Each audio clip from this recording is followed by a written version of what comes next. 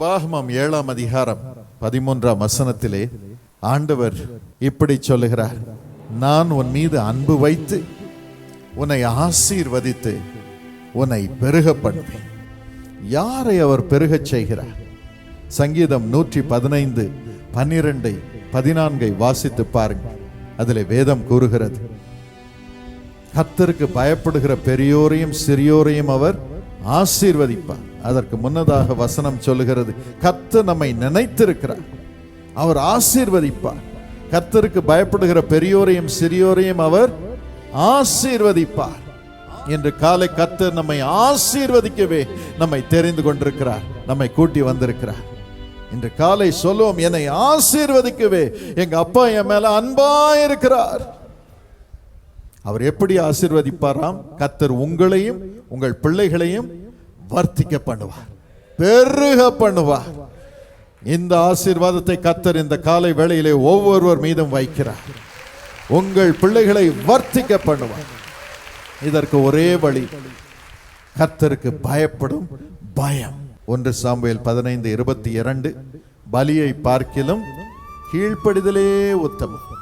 It is better to obey than to sacrifice.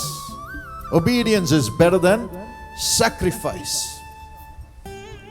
எனக்கு ஆண்டவர் கற்றுக் கொடுத்த ஒரு காரியம், எனக்கு பயப்படும் பயம், என்னில் அன்பு கூற உன் இருதயத்தை திருப்புவதற்கு ஒரே வழி, என் மகனே, நான் சொல்வதை செய். Just do what I ask you to do. இயேசுவின் தாயாகிய மரியாள் சொன்னார்கள், அவர் சொல்லுகிறபடியே செய்யுங்கள். இல்லாத திராட்சரசம் உருவாகும், தண்ணீர் திராட்சரசமாக மாறும். என்று காலை ஒருவேளை நீங்கள் சொல்லலாம், என்ற தண்ணீர் தான் இருக்குது, வேற ஒன்றும் இல்லை. ஆண்டவர் சொல்லுகிறார், நான் சொல்வதை செய். ஆண்டவர் அநேக முறை நம்மிடம் சொல்லும் காரியம் உலக பிரகாரமாக பைத்தியமாக இருக்கு. ஆண்டவர் ஞானிகளை பைத்தியக்காரர்களாக மாற்றுகிறார், பைத்தியக்காரர்களை ஞானிகளாக மாற்றுகிறார், இல்லாதவைகளை இருக்கிறவைகளாக உருவாக்குகிறார். அதுதான் ஆண்டவனுடைய அன்பு, நம்ம மேல வைத்திருக்கிற அன்பு. பாருங்க, அவர் எதையும் செய்ய வல்லமை உள்ளவராக இருக்கிறார், எதையும் மாற்ற வல்லமை உள்ளவராக இருக்கிறார். இன்று காலை எல்லாம் சப்புன்னு இருக்குது சார், ஒரு சுகமும் இல்லை, ஒரு ஆரோக்கியமும் இல்லை, ஒன்றிலும் ஆசீர்வாதம் இல்லை என்று நீங்கள் சொல்லி வந்திருக்கலாம். ஆண்டவர் சொல்லுகிறார், உன் மீது நான் அன்பு வைத்திருக்கிறேன், அது போதும்பா. என் அன்பு உன் தண்ணீரை திராட்சரசமாக மாற்றும். அதற்கு நான் சொல்லும் காரியத்தை நீ செய். என்னுடைய தந்தை உயிரோடு இருந்த பொழுது ஒரு முறை ஆண்டவர் ஒரு திட்டத்தை நிறைவேற்றும்படி சொன்னார். ஒவ்வொரு முறையும் பாருங்கள், தீர்க்க தரிசனம் வரும் பொழுது மகத்துவமாக அது இருக்கு. என் மகனே, நீ பல்கலைக்கழகத்தை கட்டு என்று சொல்லும் பொழுது நம்ம ஒண்ணுமில்லாம இருப்போம், கடன்ல உட்கார்ந்து இருப்போம். ஆண்டவர் வந்து இதை சொல்லும் போது மகிமையாக இருக்கும். தேசத்தின் தலைவர்கள் வருவார்கள், தலைவர்கள் உருவாக்கப்படுவார்கள், இதெல்லாம் நடக்கும் என்றெல்லாம் சொல்லுவார். ரொம்ப அருமையா இருக்கும் தீர்க்க தரிசனத்தை கேட்டவுடன். ஆனா அதன் பிறகு பாருங்கள், ஒரு பெரிய இடி விழும். அது நிறைவேறாது என்று சொல்லும்படியாக பிசாசு கிரியை செய்வான், மனிதர்கள் கிரியை செய்வார்கள். ஆண்டவர் தான் அதை அனுமதிப்பார். நம்மை ஃபர்ஸ்ட் சோதிப்பார், முதலாவது சோதிப்பார். என் மகன் என் தீர்க்க தரிசனத்தை நம்புறானா?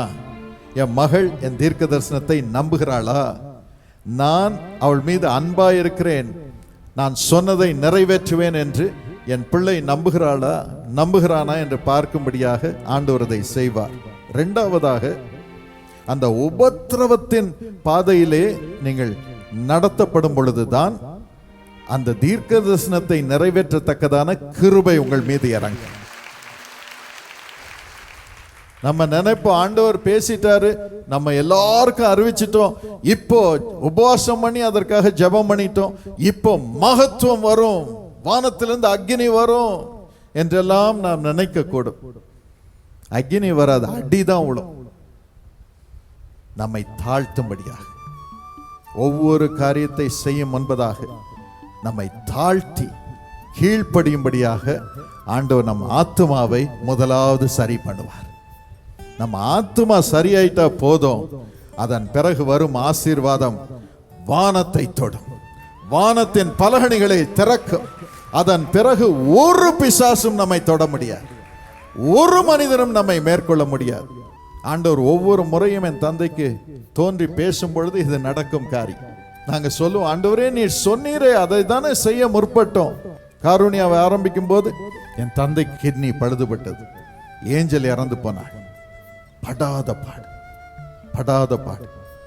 அப்பொழுது ஒரு நாள் காலையிலே ஜெபம் பண்ணின, ஆண்டவரே எங்களை ஏன் சுவாமி இப்படி அடிக்கிறீர், ஏன் இது நீர் சொன்ன வாக்குத்தத்தம் தானே.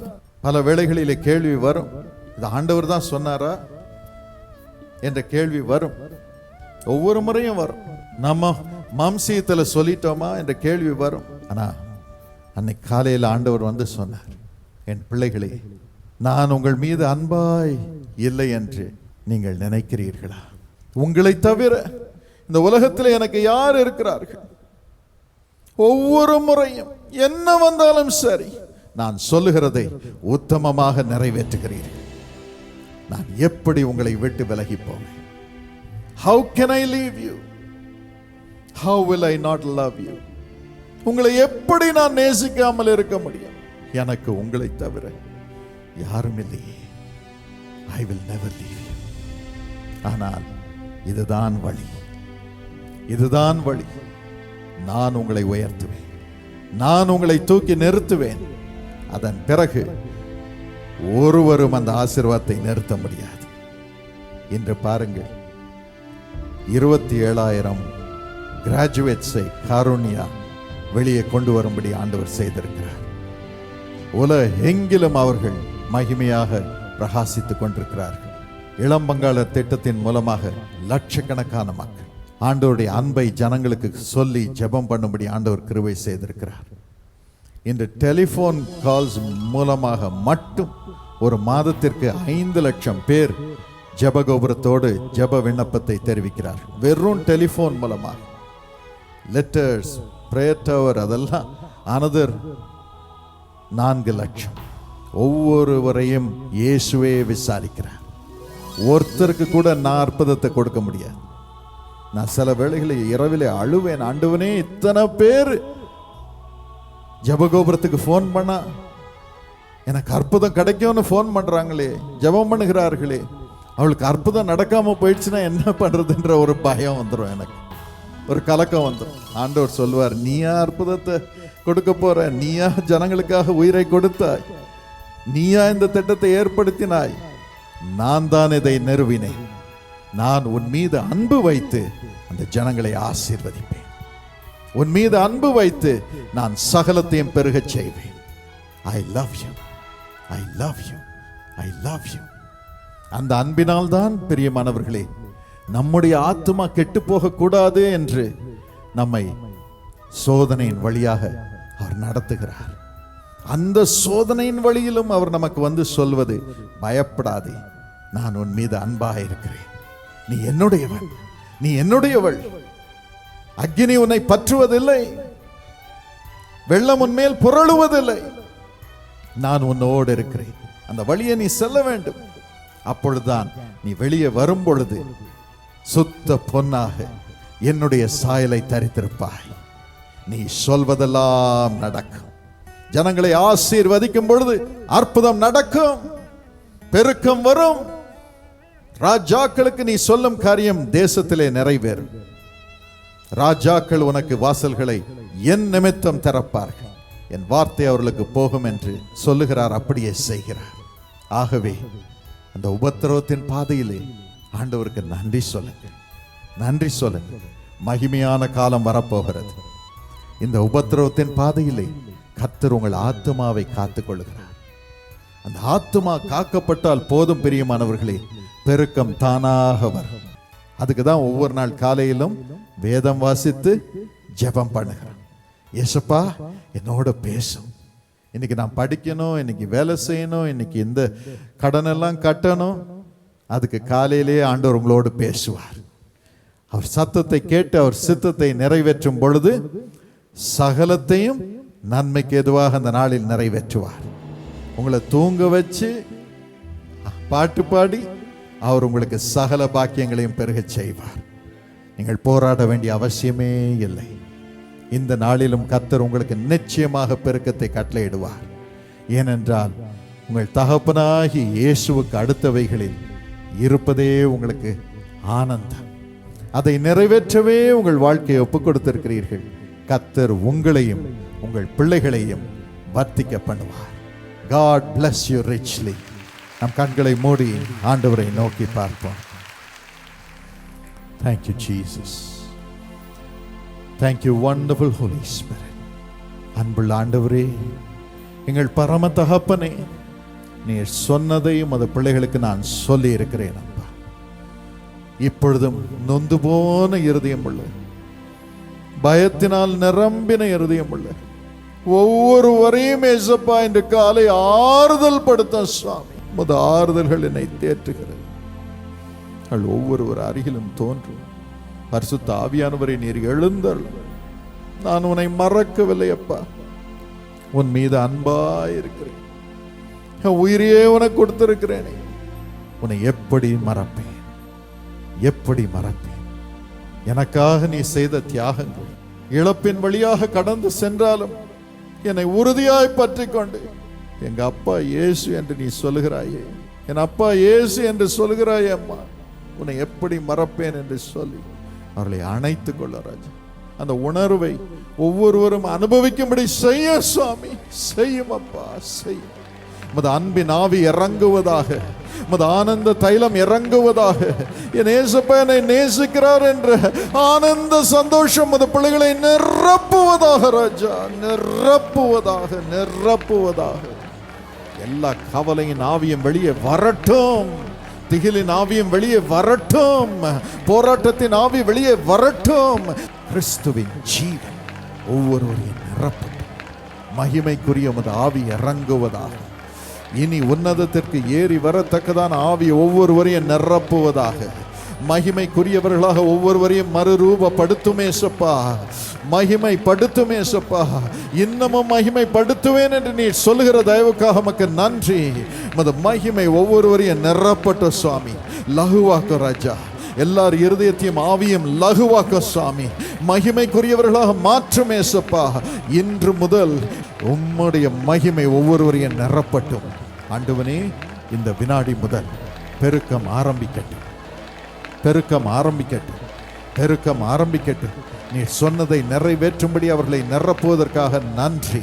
கோடாகொடி நன்றி. கர்த்தருடைய மகிமை நம்மை நிரப்பிக் கொண்டிருக்கிறபடியினால் மனதார அவரை ஸ்தோத்திரிப்போமா. அவருடைய சுகமளிக்கும் வல்லமை இப்பொழுது இறங்கி கொண்டிருக்கிறது. எல்லா பற்றாக்குறையும் நீக்கும் கர்த்தருடைய ஆசீர்வாதத்தின் ஆவி இறங்குகிறது. உயர்வின் ஆவி இறங்குகிறது. தன்னைத்தான் தாழ்த்துகிறவன் உயர்த்தப்படுவான், உயர்த்தப்படுவான், உயர்த்தப்படுவான், உயர்த்தப்படுவான். அந்த நாட்களுக்குள் கர்த்தர் உங்களை பிரவேசிக்க செய்கிறார்.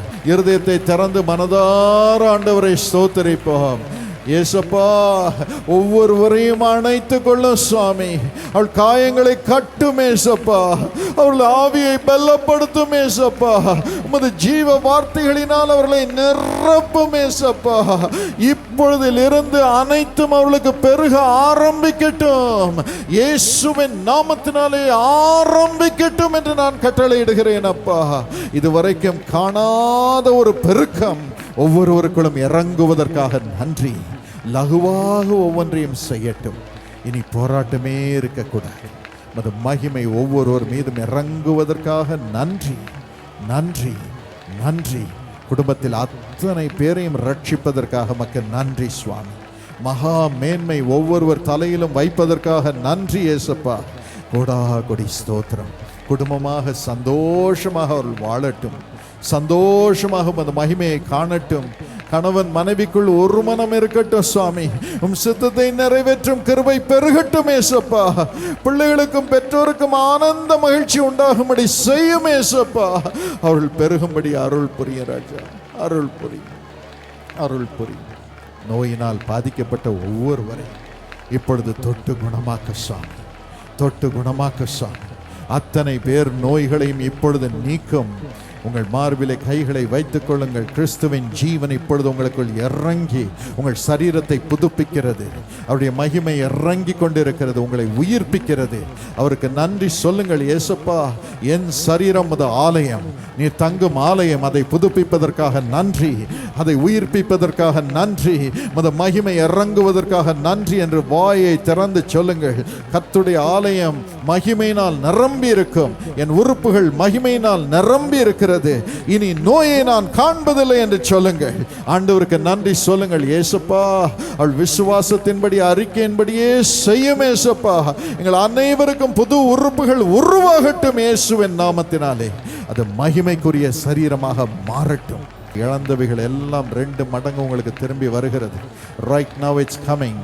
வல்லமை வருகிறது, பதவி வருகிறது, அபிஷேகம் வருகிறது, சுகம் வருகிறது, ஆண்டவரோடு உறவு வருகிறது. 2 மடங்கு கர்த்தர் பெருக்கத்தை கட்டளையிடுகிறார். அவருக்கு நன்றி சொல்லுவோமா? நம் பிள்ளைகளுக்கு 100 மடங்கு பெருக்கத்தை கட்டளையிடுகிறார். ஆண்டவருக்கு நன்றி சொல்லுவோமா? மனதார ஆண்டவரை ஸ்தோத்திரிப்போம். Thank you wonderful holy spirit. நன்றி, நன்றி. எல்லா கனம் மகிமை துதி உமக்கே செலுத்துகிறோம்.